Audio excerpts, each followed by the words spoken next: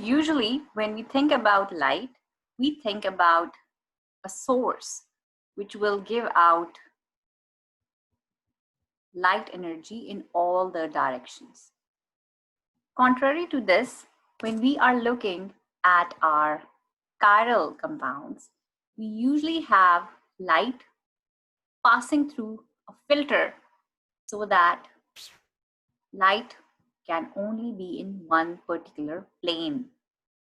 You can think about light in a piece of paper, a A4 size paper, and light is only contained in that part. When we place a chiral sample in the path of this plane polarized light, the chiral sample, according to its own properties, will bend the light. So from being in a neutral path or angle, light would now have a certain angle. This direction, for instance, in this example I'm showing is a left-hand side direction. So we say the sample has turned the light in the left direction. When we are naming this particular compound, let's say XYZ is the nomenclature or the IUPAC nomenclature for a sample. And we also have to make sure that we tell our configuration, the R or S configuration. We also need to mention in which direction the light is bending. Is it bending towards the left or is it bending towards the right? If we have enantiomers, the enantiomeric sample will turn the light in the opposite direction and to the same extent. So if one enantiomer, let's say the S enantiomer in this particular case, is turning the light to the left direction 30 degrees, the S enantiomer will turn the light in the opposite direction, which is the right hand side direction, and to the same extent. We also label this as L or with a negative sign. And we can label the right direction with D or a positive sign.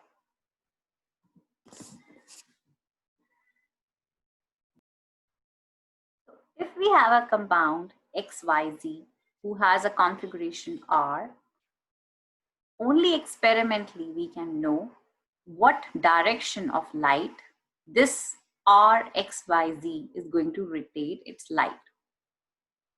Let's say that you are given that this particular enantiomer, which is rotating the light to the right, is rotating it by an angle of 30 degrees. By default, you should know that the S enantiomer, what is that enantiomer going to do for you? First of all, it will be in the opposite direction.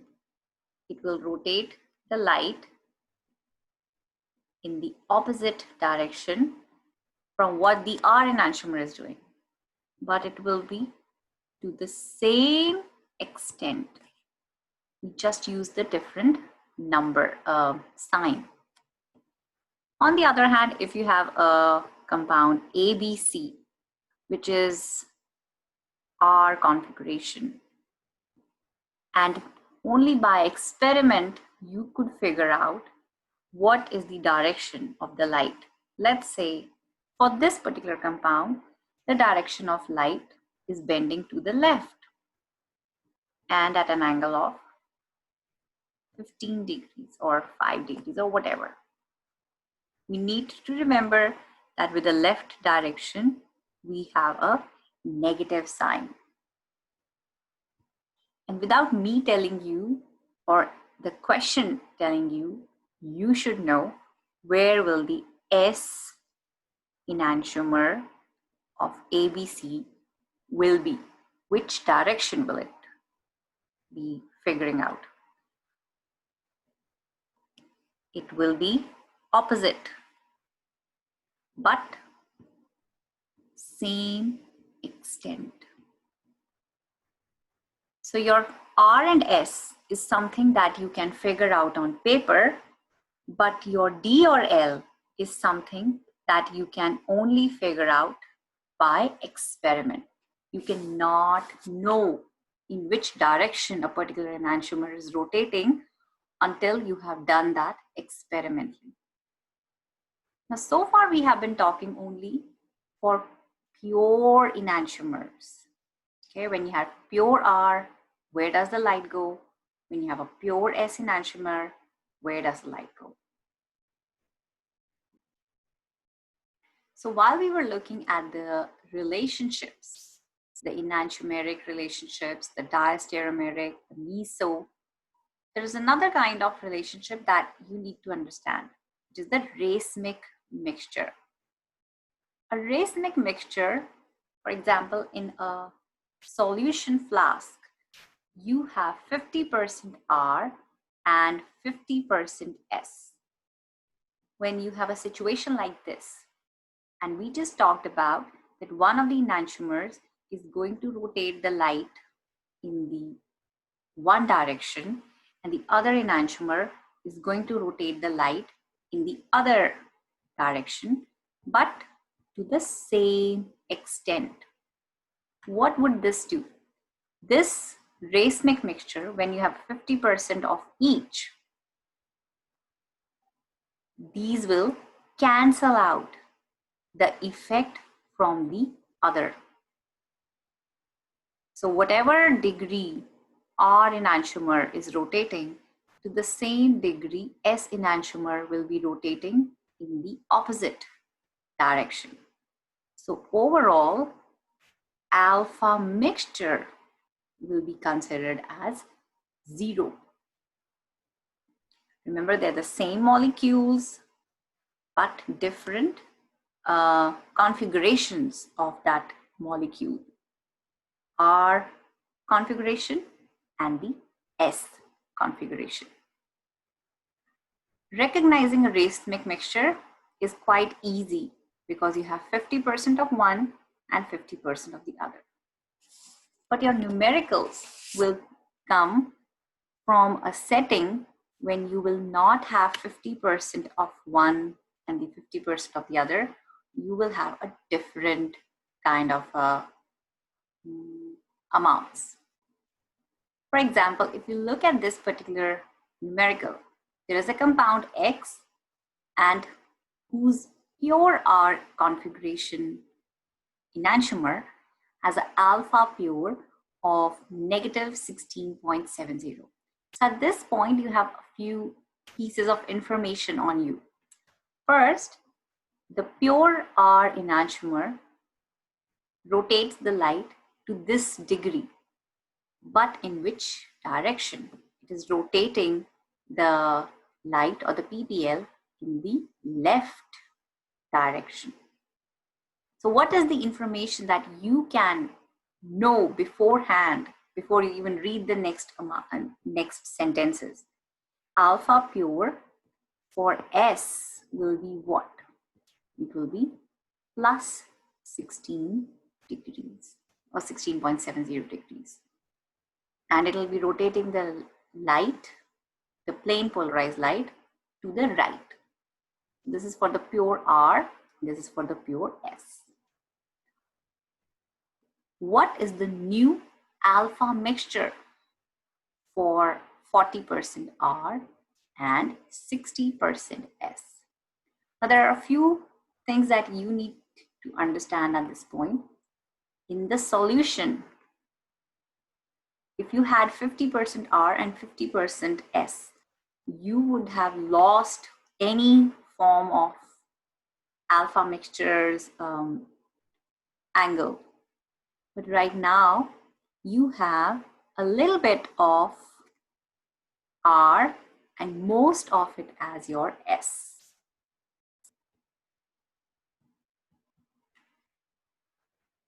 Okay. 40% of R will definitely cancel out the 40% of.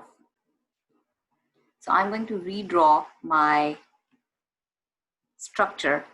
I'm sorry, my solution pot. This is my solution pot. This is the center.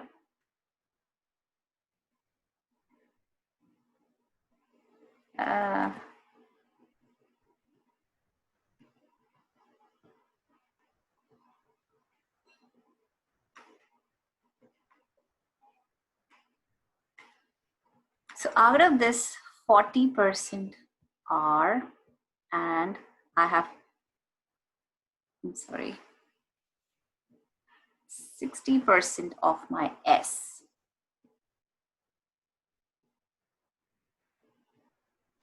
So I'm writing 40% of S here and 20% of S right here. 40 plus 20 is a 60.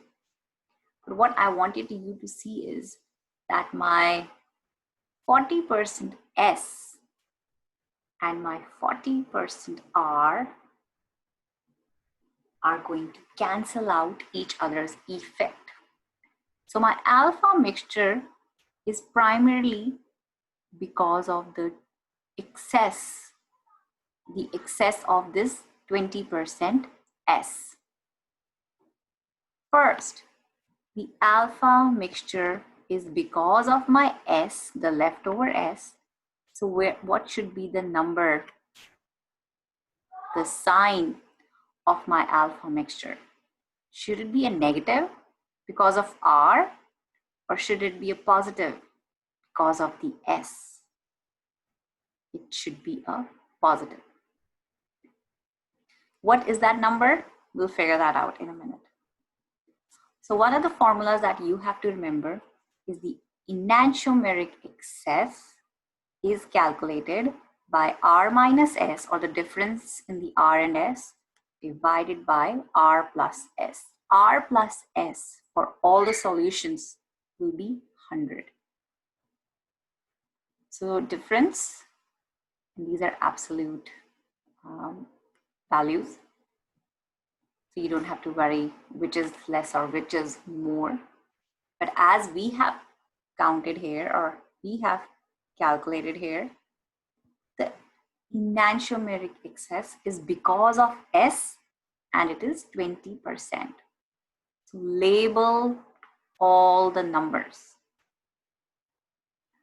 Another way to calculate enantiomeric excess is by dividing alpha mixture and the alpha pure.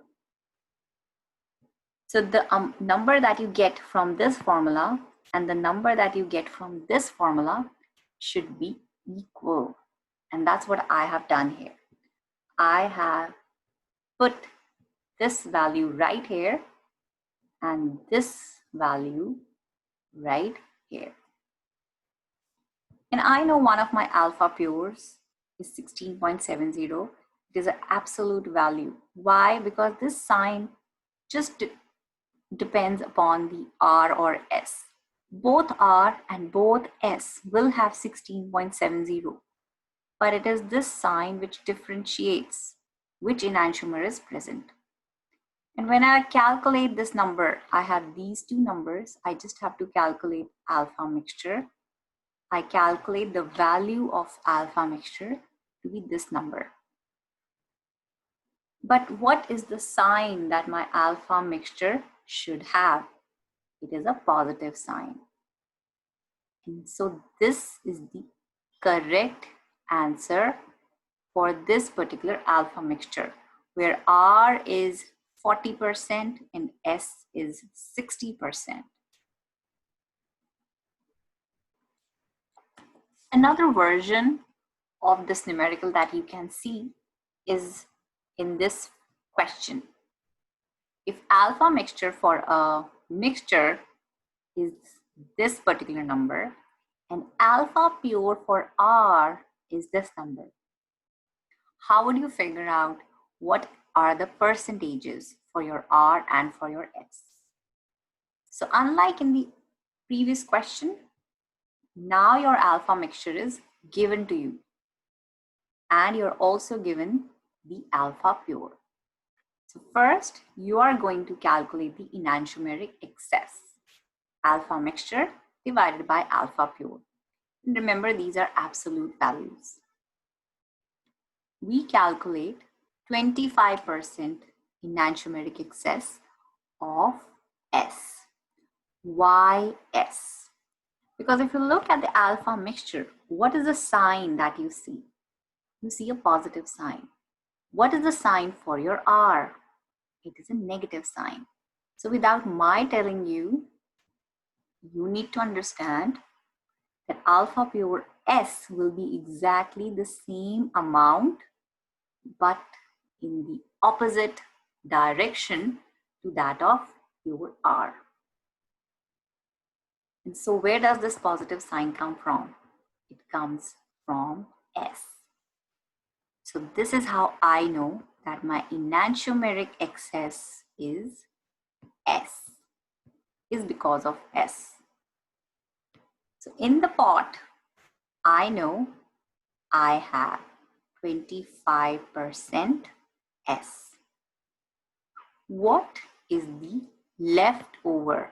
Now remember, at this time, I need to remember whatever my R is, I should have equal amount of S, because wherever R is going to be, my S will cancel out for that much amount of percentage of S is going to cancel out the effect from this particular R. So 100 minus 25 is 75. So all of this mixture is 75% of R plus S. Because I'd have to remember this is equal parts of R and S. I will divide my 75 by a 2.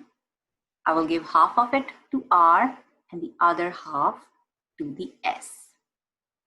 For my answer, I know that my R is this much, but how much is my S enantiomer? My S enantiomer is half of the remaining solution plus the enantiomeric excess. So this is the total amount of S that I would have, R and S.